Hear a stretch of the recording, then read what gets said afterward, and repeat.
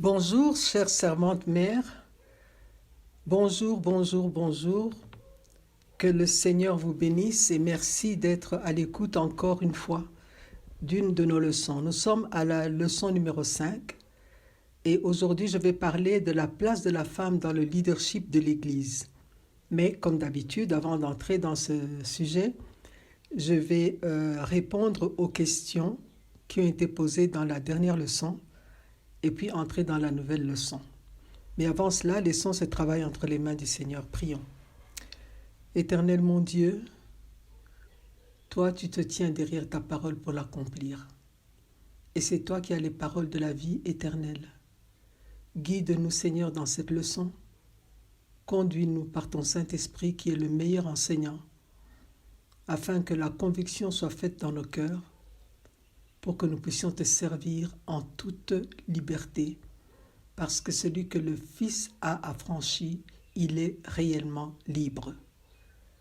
Prends le contrôle, Seigneur, de cet enseignement et en toutes choses, glorifie ton nom. Au nom de Jésus, Amen. Donc, encore une fois, bienvenue à toutes. Et dans la dernière leçon, il y a 3 questions qui ont été posées. La première, il s'agit d'une brebis qui est incapable de prendre soin d'elle-même, comme je l'ai expliqué, parce que la brebis ne sait pas prendre soin d'elle-même. La question est de savoir quand sera-t-elle capable de rentrer seule si elle est perdue? Quand pourra-t-elle revenir seule au bercail?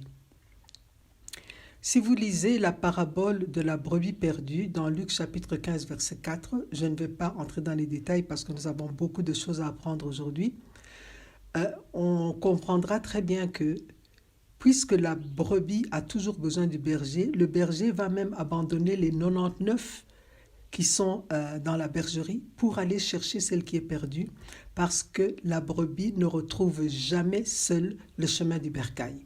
C'est pourquoi Jésus nous appelle ses brebis. Nous sommes les brebis de son pâturage. Bien que sur cette terre, il ait donné certains comme apôtres, certains comme pasteurs, certains comme docteurs, prophètes, évangélistes, etc., bien qu'il nous ait donné des dons et qu'il nous a établis comme évêques, comme surveillants, comme bergers, bon, vous pouvez appeler ça comme vous voulez, comme leaders dans son royaume, nous tous, nous sommes ses brebis. Parce que sans sa lumière, nous ne pouvons pas marcher. Sans lui, nous ne pouvons rien faire. C'est pourquoi il nous appelle toujours ses brebis jusqu'à la fin. Il n'y aura pas un moment où nous pourrons nous passer de lui et trouver notre chemin tout seul. C'est impossible. C'est pour ça qu'il nous appelle ses brebis, parce que dans la nature de la brebis, dans la façon dont Dieu a créé une brebis, la brebis ne retrouve jamais seule le chemin de la bergerie, à moins qu'elle entende la voix de son berger. Elle reconnaît la voix de son berger, à ce moment-là, elle reviendra. C'est pourquoi il faut toujours aller chercher la brebis perdue. Sans le berger, la brebis ne peut pas porter du fruit, elle ne peut pas produire de la bonne laine, et sans direction dans la bergerie, dans les bergeries que nous avons, les brebis ne peuvent pas produire de bons fruits.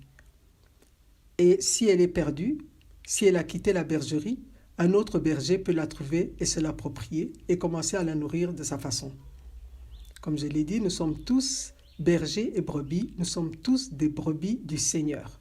Et sans le Saint-Esprit, qui selon Philippiens 2, 13, crée en nous le vouloir, c'est-à-dire la capacité de désirer les choses saintes, et il crée en nous le faire.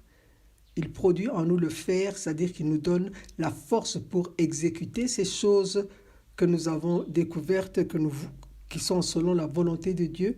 Sans cette production par le Saint-Esprit, nous ne pouvons rien faire. Nous sommes des brebis perdues. Ça, c'était la réponse à la première question. La deuxième question concernait une brebis qui est blessée, qui part se confier à un autre berger. Celui-là la prend dans son pâturage et commence à avoir des comportements conflictuels, des comportements il hausse les épaules devant l'ancien berger. Que faut-il faire? Comment faire pour éviter les affrontements? La première chose qui me vient à l'esprit dans ce cas-là, c'est qu'il faut d'abord s'occuper de la brebis qui est blessée. Mais bien aimé, il faut toujours rechercher la paix, que ce soit avec les brebis, que ce soit avec les bergers. La Bible nous dit, efforçons-nous de rechercher la paix, sans laquelle nous ne verrons pas Dieu.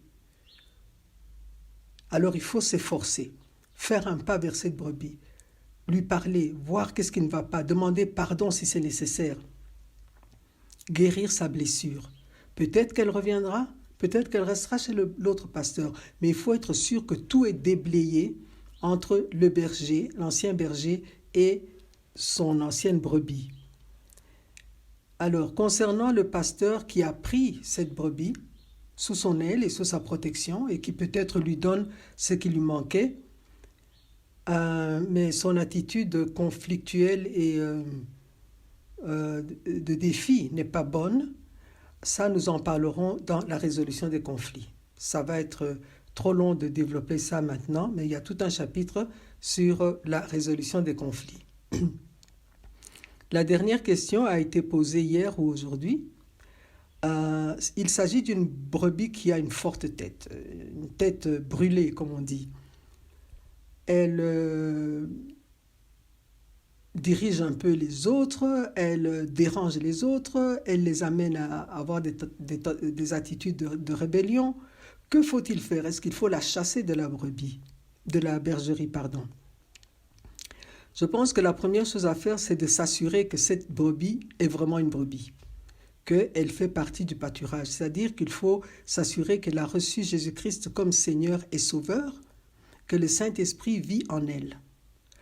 Alors, si après avoir fait cela, on se rend compte qu'elle continue son comportement, il faut faire une cure d'âme pour savoir pourquoi elle se comporte comme ça, quelles sont les blessures intérieures, par exemple, qui la poussent à la rébellion, qui la poussent à être méchante avec les autres ou qui la poussent à exciter les autres à la rébellion.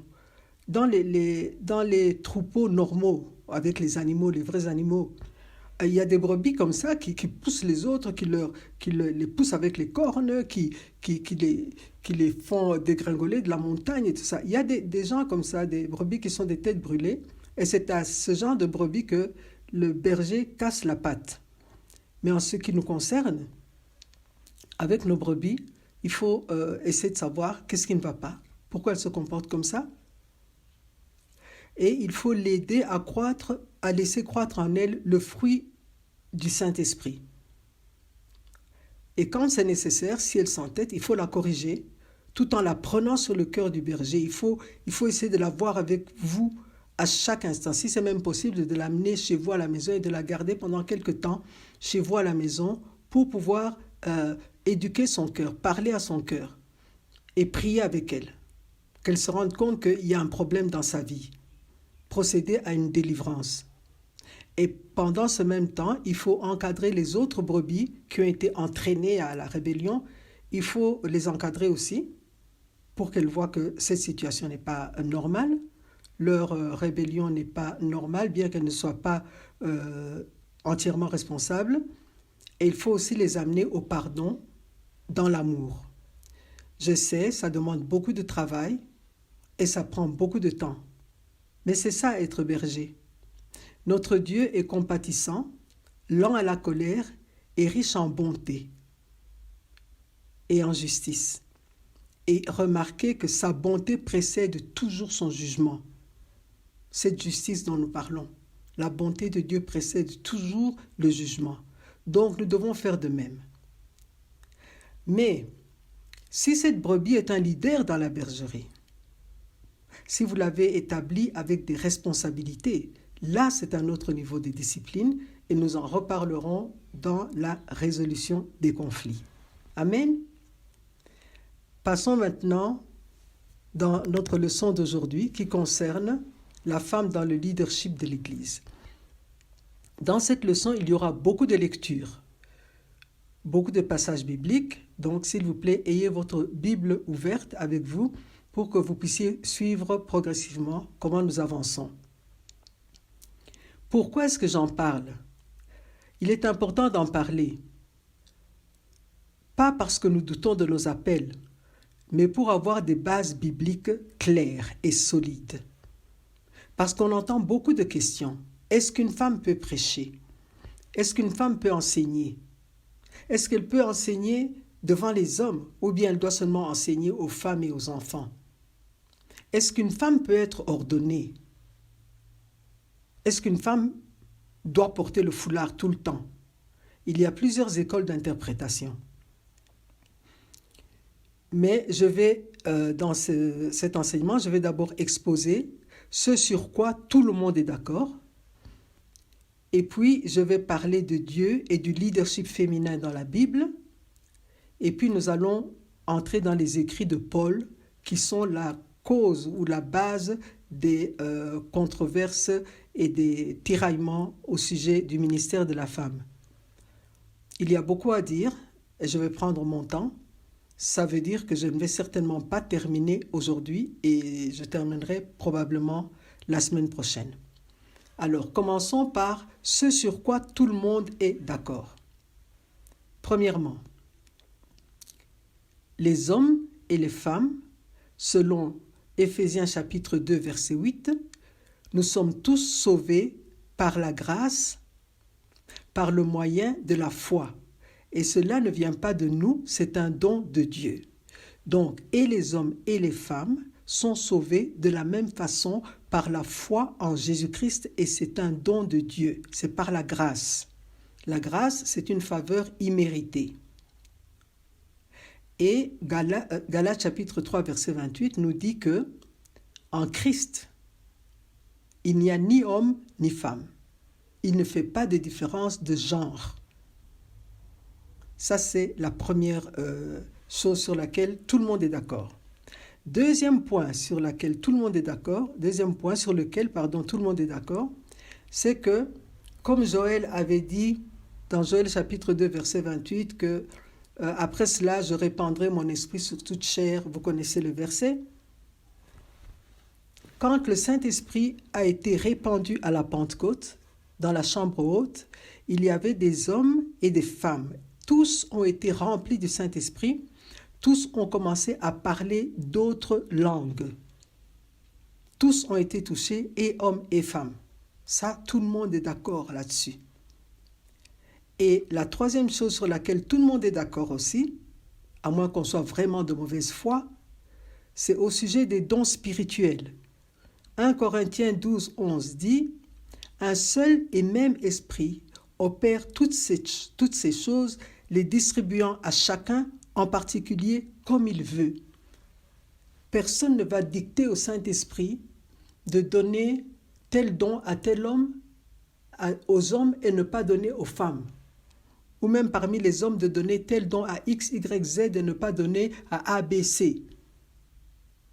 Le Saint-Esprit opère toutes ces choses selon la sagesse qu'il a en lui, selon la prescience, selon les décisions du trône de Dieu. Il les distribue à chacun en particulier comme il veut. C'est la volonté du Saint-Esprit et pas la volonté de l'homme. Amen. Attendez, laissez-moi boire un petit peu. Ok. Continuons.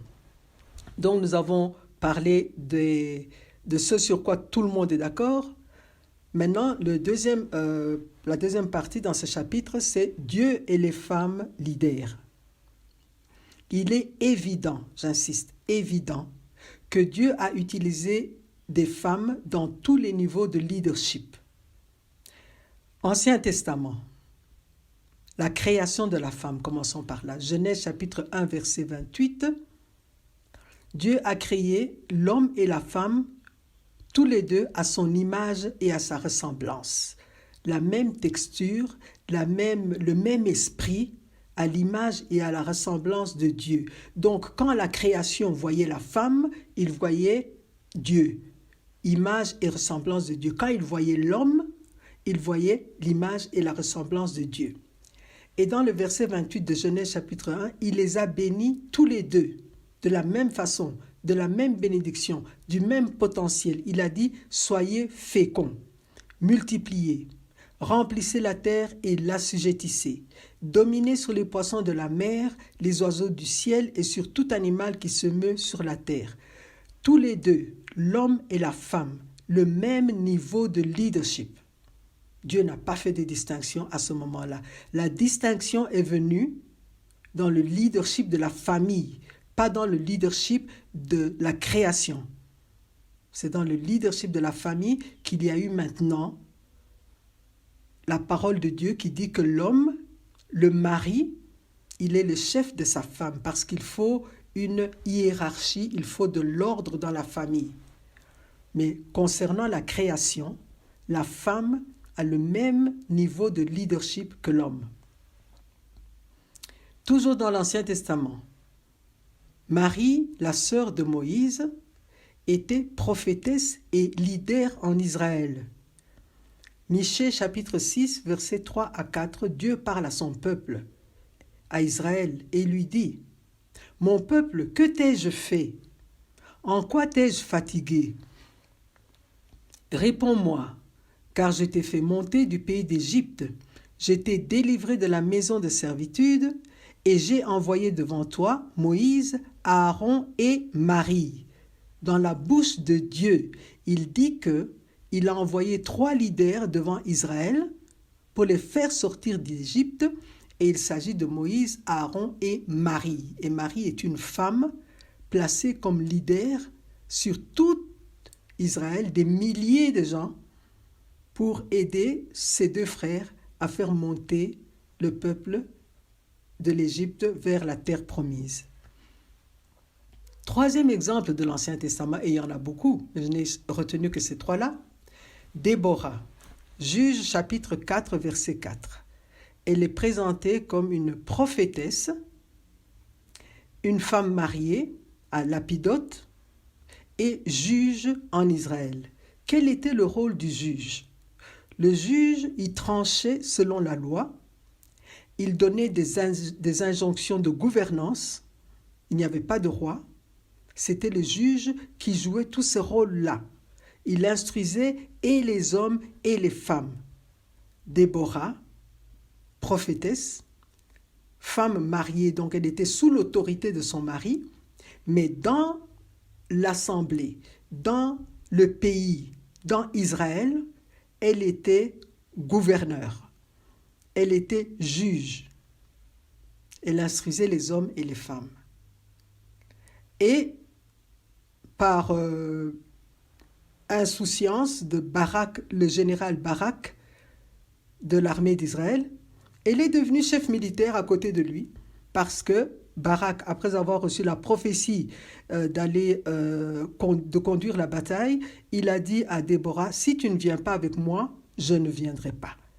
Et quand vous lisez ce passage dans Juge chapitre 4, vous voyez que Déborah était à côté du chef militaire, à côté du général Barak pendant la bataille. Et elle instruisait aussi. Dans le Nouveau Testament, nous avons beaucoup de femmes leaders. Et c'est Dieu qui agit. La première, non, ce n'est pas la première, mais c'est le premier exemple que j'ai choisi, c'est la femme samaritaine. Vous savez, Jean chapitre 4, verset 39, la première évangéliste du monde, c'est une femme. Ça, c'est un grand niveau de leadership dans la chrétienté. Plusieurs Samaritains de la ville crurent en Jésus à cause de cette déclaration formelle de la femme. Il m'a dit, tout ce que j'ai dit, ne serait-ce point le Christ. C'est elle qui a pointé les Samaritains de cette ville à Christ. La deuxième partie de mon développement sur Dieu et le leadership des femmes vient des écrits de Paul lui-même. Je vais parler un peu des femmes dans le ministère de Paul. Paul est l'apôtre Paul, c'est un leader dans l'Église, c'est un fondateur de plusieurs églises au niveau de l'Afrique et de l'Asie. Et dans Romains chapitre 16, il parle de ses collaborateurs. Il en cite 27. Et de ces 27 collaborateurs, il y a 10 femmes, et pas des moindres. Verset 1, Romains chapitre 16, verset 1. Il parle de Phoébé qui était diacre, nous disons diaconesse, dans l'Église. Quel était le rôle du diacre? Quand vous lisez les écrits de Paul, il écrit à Timothée, il écrit à Tite, il y avait deux niveaux de responsabilité dans l'Église. Le premier niveau, c'était l'évêque ou l'ancien. C'était lui qui coordonnait l'Église, c'était lui qui supervisait tout ce qui se passait dans l'Église, et son bras droit, c'était le diacre. C'est ainsi que on dit que c'est bien d'aspirer au titre d'évêque, à la fonction d'évêque, mais il faut être mari d'une seule femme, il faut être sobre, etc., etc. Et puis, on décrit aussi le caractère que doivent avoir les diacres. Donc, le diacre, c'était le collaborateur direct de l'évêque. C'était celui qui, lorsque l'évêque était indisponible, c'était celui qui tenait la tête de l'Église. Et cela va avec le fait que c'est à Phoébé, diacre, bras droit de l'évêque de son Église, c'est à Phoébé que Paul confie la lettre aux Romains. C'est elle qui est porteuse de la lettre. C'est une grande responsabilité. Nous avons une autre, Priscilla. Il en parle toujours dans Romains 16. Il dit que c'était Aquila et Priscilla. Priscilla vient en second ici. Compagnon d'œuvre. Souvenez-vous, dans Actes chapitre 18, verset 26, il est parlé de Aquila et Priscilla qui ensemble ont enseigné, exposé plus exactement la voix de Dieu à Apollos, qui était en train de prêcher l'évangile. Là, c'est Aquila qui vient en premier et Priscilla vient en second. Mais ici, Paul parle de Prisca et Aquila. Et il parle de Prisca en premier parce que ça montre qu'elle avait plus de responsabilités que Aquila aux yeux de Paul dans son ministère. Ensuite, il parle aussi de Marie, qui est une grande travailleuse. Il parle de Junia, Andronicus et Junia, qui ont été prisonniers avec lui et qui sont considérés par les exégètes. Ils sont considérés comme apôtres. Parce que quand Paul parle d'elle, il dit, elle et de Andronicus, il dit « Mes parents et mes compagnons de captivité qui jouissent d'une grande considération parmi les apôtres. » Donc, ils avaient un niveau apostolique. Et il parle encore de beaucoup d'autres. Comme j'ai dit, sur 27 collaborateurs, il y a 10 femmes. Pourtant, ce sont les déclarations de ce même Paul qui troublent les esprits et qui justifient les questions. Est-ce qu'une femme peut prêcher? Est-ce qu'une femme peut exercer un ministère? Est-ce qu'elle peut enseigner? Doit-elle porter le voile? Alors, j'ai déjà parlé pendant 23 minutes. Je vais prendre peut-être 3 ou 4 minutes pour lire les textes sur lesquels nous allons nous concentrer la semaine prochaine. Les écrits de Paul. 1 Corinthiens chapitre 14, verset 34. Que les femmes se taisent dans les assemblées car il ne leur est pas permis d'y parler, qu'elles se taisent, mais qu'elles soient soumises selon que le dit aussi la loi. 35. Si elles veulent s'instruire sur quelque chose, qu'elles interrogent leur mari à la maison, car il est malséant à une femme de parler dans l'Église. Éphésiens chapitre 5, versets 22 et 23. Femmes, soyez soumises à vos maris comme au Seigneur, car le mari est le chef de la femme, comme Christ est le chef de l'Église qui est son corps et dont il est le sauveur.